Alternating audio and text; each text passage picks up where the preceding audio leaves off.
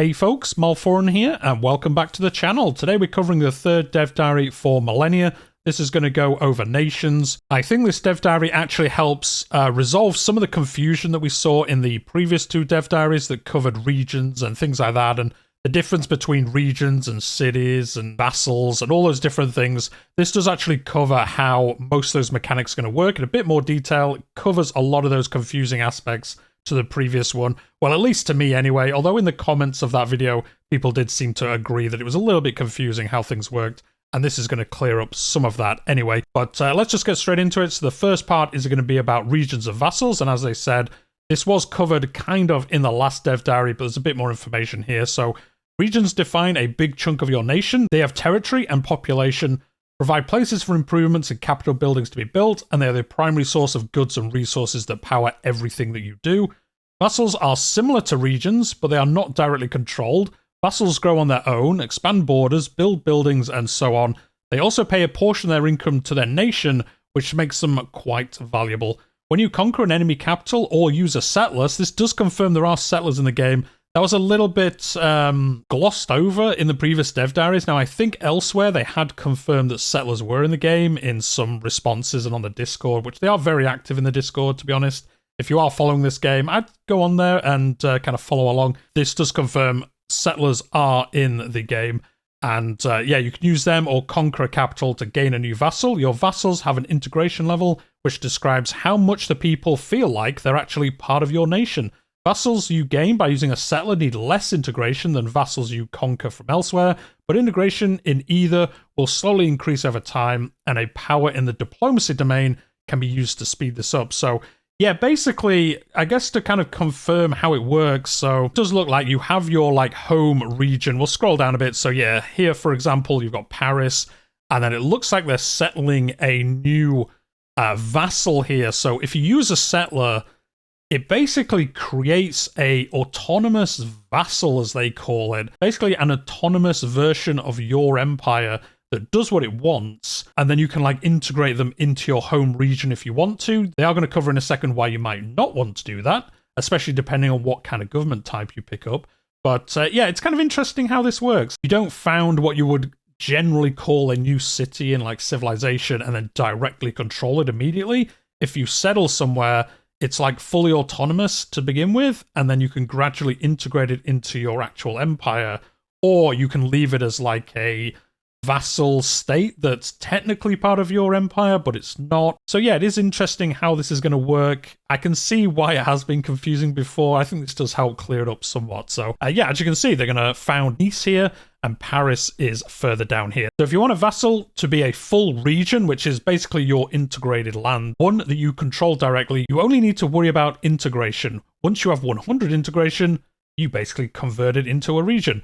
However, vassals also have a prosperity rating. If you plan to keep a vassal as a vassal, you might want to work to increase its prosperity, as this will make it more productive and increase the value that it contributes each turn. And then there are going to be, as I think they mentioned last week, certain government types, certain laws and things that basically boost having vassals versus integrating land yourself. So there's kind of different ways you can play the game. You can integrate these colonies basically into your empire, or you can keep them independent in a way.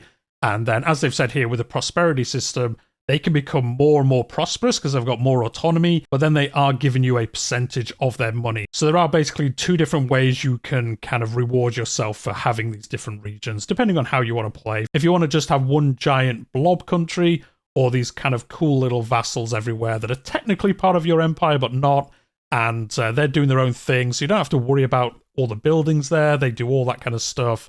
Basically an automated city, but then they send you resources and manpower, I believe. So yeah, I kind of like there's two different ways you can play it. As nations grow larger, they require more to maintain cohesion. Each region in your nation increases the amount of culture spent to keep it together, and also increases the amount of unrest across the nation. Hence, depending on your strategy and how you've guided your nation, you might want to think of a mix between regions and vassals. So again, there's all these different systems that kind of mix up, so you're not always going to want to integrate everything because it basically makes everything else more expensive. And as they've said, culture is basically a pretty limited resource and you have to use it on a lot of different things. So you're not going to be wanting to spend a lot of it just to maintain cohesion when you could be spending on other things, especially as these non-integrated places still give you a reward. So kind of interesting to see how that's going to play out. Minor nations, another way you might add a vassal to your nation is through a minor nation. This is very much like city-states in Civilization, if you've ever played that. These are basically going to be independent realms that kind of do what they want, and you can gradually convince them to come and join your realm if you want to. Minor nations are larger protected settlements that occupy spaces in the world at the start of the game. They do claim territory, but unlike many borders, anyone can move through them, so there's no restriction on movement through them. I think that obviously makes sense. If you are playing on a small map or something, or just a weird island or archipelago or something, you're not going to want to basically be hemmed into a corner if by chance you spawn near one of these minor nations. So it makes sense, basically anyone can travel through them. If you have a strong enough military, you can attack and conquer a minor nation, which will make it a vassal in your nation, and then you can obviously integrate that vassal in, but it will be harder than a vassal you settled yourself. Alternatively, you can go the diplomatic route and basically integrate them through, willingness to join you by, buttering them up a little bit and making them see, that they're better as part of your nation and not somebody else's. And then we're on to governments next. One factor that will have a significant impact on the number of regions of vassals best for a nation is government. All nations have a government, starting with tribal. In ages 3, 5, and 8, the other options become available. Structurally, governments are similar to national spirits. They provide access to a set of ideals that can be unlocked using government domain points. Unlike spirits, they do not stack. You can only have one government at a time, and taking a new one replaces the old one. I think that's pretty obvious. You can't have a communist and a democracy at the same time. I don't think that would work somehow, so I kind of agree with how that is going to play out in the game. So yeah, it looks like you're going to be able to specialize quite a bit. You've got obviously your nation type, which has bonuses. You have your national spirits, which kind of allow you to specialize even more. And then you can have these governments where you can specialize it even more down a different way. So again, a lot of different ways you can play the same nation, basically, if you have a favorite nation you want to play. Governments provide a specific government building and also define the base value of your capital city. The capital of a nation with a tribal government, for example, generates 2 culture per turn, amongst other things, obviously. As a democratic republic, it would make 4 culture per turn, so kind of guiding you to actually progress your nation. I wonder if there's going to be some cool mechanics to stay as a tribal. That would be cool if everyone else progresses and you kind of stay as a tribal and try have some weird campaign where you never really progress and you think tribal's the best and you kind of try conquer everyone else. It'd be pretty interesting trying to do that. I imagine there is a way to do it if you do want to. Governments are designed to guide and support different strategies. As mentioned above, some nations will benefit from having more vassals or a smaller amount of regions, whereas others will be the opposite. Governments have a heavy hand in that decision, either by taking a government that suits your direction or taking a government that plays to its strengths. So yeah, you might find yourself in a certain way of playing due to the decisions that have happened or the ages, and a certain government is going to help you in that direction. So, you're not always going to want to play as the same type of government. Maybe you'll get into a situation where, like, communism is the best one. Or, as they've said, a democratic republic helps you in a certain campaign that you've got, so you're going to pick that one, and that's going to change how you're going to play, because you're probably going to try go down that route to make it better and better, or get the most bonus out of it that you can. If you research a government into its highest tier, you can reform it, which provides additional innovation and culture. Once your current government is reformed, the ability to select a new government via a peaceful revolution, a culture power, is also unlocked. Oh, so it sounds like you can, level up your current type of government, and then when you max it out, you basically, empower it, or I guess you're kind of seen as, the best democratic republic or something like that, so you get extra bonuses for being, the perfect version of it. Kind of how it reads to me. I'm not 100% sure. And then being able to do this, I guess, is showing such, unity in your government that then you can choose a different form of government without any kind of bad repercussions, which they're going to cover right now. You can still adopt a new government if you have not reformed your current one, but you must go through a violent revolution in that case. Violent revolutions come with non-trivial amounts of chaos, so it is generally better to avoid this route unless you must transition to a new government right away. So if you haven't planned well enough, or something crazy happens and you desperately need to change. Now this reminds me of, you will have to let me know, was it Civ 5 or Civ 6 that had this system where when you changed government, you had a period of chaos? Where it kind of affected your whole realm until the new one took place. I think it's Civ 6. I haven't played for a while, as you can tell, But yeah, there is this system elsewhere where changing government isn't just a click and it happens. There is kind of a short period of chaos where you are switching between the two, which is pretty cool to see. During later ages, governments take on an additional importance through faction. With faction, your choice of government encourages your nation to favour other nations with the same government and to dislike those with different governments. At this point, nations also start competing to advance their faction, which provides bonuses for everyone in that faction, and to lead their factions, which also gives you additional bonus. I guess this is a way to kind of form alliances in the game later on. You know, if you're all democratic republics again, you're all going to like each other generally because you've got the same kind of government. All the other ones kind of go together, and then they form basically pacts together. And then the leader of that gets a bonus as well for being the lead nation of that kind of government type, which I quite like the sound of that. Sounds like an interesting mechanic. The space race, which generally dominates age 8, although I guess it could change depending on which other ages occur, in which orders and things like that, provides considerable faction bonuses, especially for the nation that manages their moon landing. Oh, so the game doesn't end with moon landings. That's kind of like how Civilization always works. You get to the moon and kind of the game ends. You can continue, but like the score kept game kind of finishes at that point. But it looks like this is only part of it. You gain some additional bonuses, I guess through research and culture for being, you know, the pinnacle of mankind or something like that. Pretty cool. I'm not sure about this art. Kind of looks realistic, and then the French flag just looks weird. But anyway, diplomatic relationships. Once you have made contact, nations have diplomatic standing with each other. There are 5 states: war, hostilities, peace, open borders, and alliance. Nations begin at peace with one another, and the simplest form of diplomacy is available immediately. You can propose improving your diplomatic state, which I think is basically how every 4X game works. You know, you can send them gifts, send them money, just be nice to them and they'll generally like you. Or you can declare and move on the other direction. For example, declaring that you're going from peace to hostilities. So you go, hey, welcome, nice meeting you. We're going to be at war. Thank you very much. And then you start a war, I guess. More sophisticated diplomatic options are available if you deploy an envoy to another nation. With an envoy in place, you gain a new set of actions that allow you to adjust your relationship in more specific ways, like extorting money from weaker neighbors. Oh, so you have like a default set of actions, and then if you have this envoy, I wonder if the envoys are limited. I imagine maybe they are. And here we go, we've got an example with Germany. So this is an AI nation. It is in the Age of Stone. It owns 1 region. It has 123 power, I guess. And maybe 256 is how much the player has. Its capital is food. Not sure what that means. We'll find out in the future. Propose open borders, declare hostilities. I guess they're the default ones.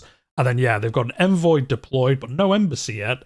And that means they can send gifts, they can demand coins from them, demand religious conversion. That's cool to see. I like that in games where you can try push your religion on somebody else. And, you know, if they decide or not, it kind of helps you in your relationship with them. Improve relations, demand end of war. I wonder if that's if you're at war with them or demand them to end a war they're in with somebody else.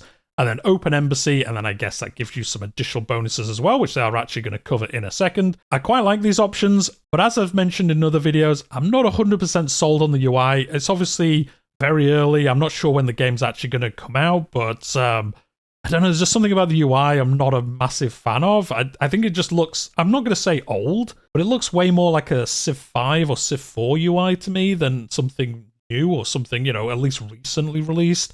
But there's obviously time it could improve. It does say work in progress on all these screenshots, so there probably is going to be a change before it comes out live. Yeah, at the moment, it's a bit, I don't know, I don't want to call it basic, that seems pretty harsh, but it doesn't look fantastic to me. I'm not going to complain about it too much. This might be the last video I bring it up, who knows? We'll see in 2 weeks' time.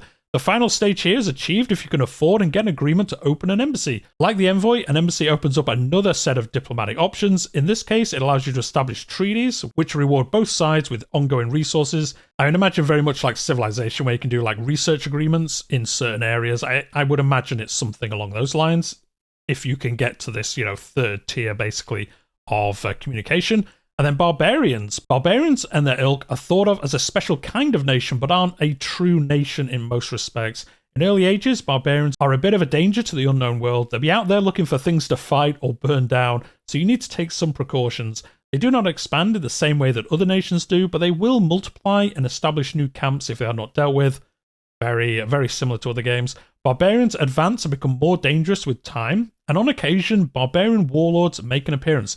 So that sounds cool. It'd be interesting to see exactly how that works. Is it like a Genghis Khan kind of character where they get empowered because they've got this like mythical leader or something, and then they get a lot of bonuses and become a real menace to the world and kind of can actually cause a bit of interruption in the campaign. I do hope so, because I really like that in games where they can come in and just cause chaos for a while, and you can either fight them off or they actually, you know, can wipe out nations and things like that. But their objective remains pretty much the same either way. There are different hostile groups that operate in a similar manner to the Barbarians, but are unique between each variant, Crisis and Victory Age. Each of these have slightly different priorities, such as raising improvements, destroying towns, getting into fights with your units, or stealing your cattle. In the Age of Revolution, for example, rebels are a new barbarian-like threat. If not managed, they can cause regions to declare independence and break away from a nation, forming new splinter nations. Another mechanic that I used to really love in, I think, early Civilization, I think like Civ 1 or Civ 2 is the one I always remember. You could take like the Greek capital and it would form Sparta. So you could have like Greece on the map still, but then you'd also have Sparta, and it was like the rival Greek nation because you'd taken the capital, and like not like a civil war happened, but they were like, yeah, we're leaving because we don't believe in the Greek nation anymore. And you'd get Sparta on the map, and they'd, you know, get up to their own things separately. So if it works like that, I'm hyped for that. I always like that kind of mechanic where you can kind of split up nations into, as they say here, splinter nations. So, and there we go. That's the dev diary for this week. Not too long, but I actually like it. It's kind of to the point, gives us some information on these different mechanics. And then they do say in November, they are back talking about war, which is awesome because that was one of the things from launch that I really wanted some more information on. And they've shown some screenshots here and there, but not really talked about it a great deal, at least not in the dev diary so far. So yeah, on November 2nd, we'll be back and we'll be talking about war and seeing exactly how it's going to work. Let me know what you think in the comments down below. As I've said, kind of clarified how some things work, but are you still interested in this game? Are you liking how it looks like it's going to play different to other 4X games? Or do you think it's a little bit too similar to Civilization and isn't really kind of doing something crazy different?